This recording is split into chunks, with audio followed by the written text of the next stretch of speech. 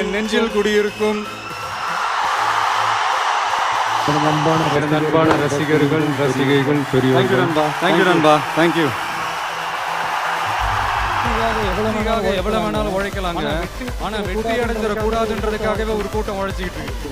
அடுத்தவங்க தொட்ட உயரத்தை நீங்க இலக்கா வச்சுக்காதீங்க, நீங்க தொட்ட உயரத்தை அடுத்தவங்களுக்கு இலக்கா முடிஞ்ச லைஃப்ல அதை கொஞ்சம் ஃபாலோ பண்ணி பாருங்க. உண்மையிலே ஜம்முன்னு தான் இருக்கு. நம்ம வேலை நம்ம கடமையை செம்மையாக செஞ்சுட்டு அந்த நதி மாதிரியே போய்கிட்டே இருக்கும். இக்னோர் பண்ணிட்டு உங்க வேலையை மட்டும் பார்த்துட்டு போயிட்டே இருக்கு. கத்தி பார்த்துட்டு டயர்ட் ஆயிடும். நமக்கு பின்னாடி பேசுறதை பத்திலாம் நம்ம கவலைப்படவே கூடாதுங்க. அவங்கள விட நம்ம 2 அடி முன்னாடி இருக்கோன்றதை நினைச்ச பெரும் போட்டுக்கிட்டு போயிட்டே இருக்க வேண்டியது. கடைசியாக ஒரு குட்டி your determination when you have nothing, your attitude when you have everything. இன்னொரு விஷயம் சொல்லணும் என்னன்னா, நம்ம அவங்கள மாதிரி ஆகணும் இவங்கள மாதிரி ஆகணும் அப்படின்லாம் ஆசைப்படாதீங்க. அதுக்கு தான் அவங்களே இருக்கிறாங்களே. நீங்களாவே வாங்க. கமாண்டா இதாண்டா நமக்கான ஏரியா, தாண்டா நமக்கான கட்சி தாண்டா.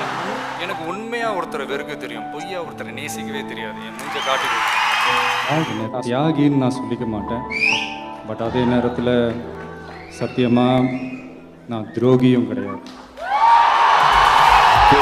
தோல்விகளுக்கு 1000 காரணம் இருக்கலாங்க, ஆனால் வெற்றிக்கு 1000 தோல்விகள் மட்டுமே காரணம். உண்மைக்கு விளக்கம் கொடுத்தா தெளிவாகும், அதுவே வதந்திக்கு விளக்கம் கொடுத்தீங்கன்னா அது உண்மை.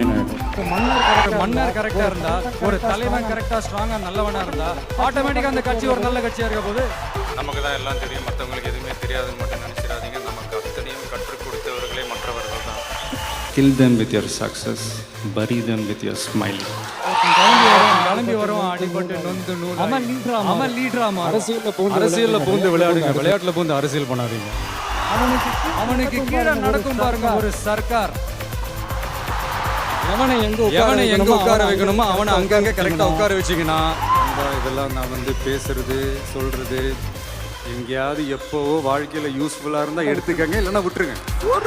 ஒரு பிரச்சனையும் போர் அடித்தா மன்னிச்சிடுங்க, ஏதாவது ஸ்பார்க் அடித்தா ஏற்றுக்கங்க, ஃப்ரீயாக. இது நான் யார்கிட்டையும் வீட்டில் என் பையன்கிட்ட பேசினா அவன் கேட்க மாட்டான். உங்ககிட்ட தான் பேச முடியும். வேற லெவலுங்க, நீங்கள் வேற லெவல். கரெக்ட். நீங்கள் என்ன நினைக்கிறீங்கன்னு எனக்கு புரியுது. இது பெரிய பில்கேட்ஸான்னு கேட்குறீங்க அதானே?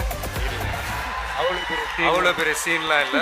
குசுப்பேத்திரம் கிட்ட ஊம்புண்ணும், கடுப்பேத்திரம் கிட்ட கம்முன்னு இருந்தால் வாழ்க்கை ஜம்முன்னு இருக்கும். கோல் போடும்போது அந்த பந்து மட்டும்தான் வலைக்குள்ளே விழணுமே தவிர நாம போய் அந்த வலைக்குள்ளே விழுந்துடும்.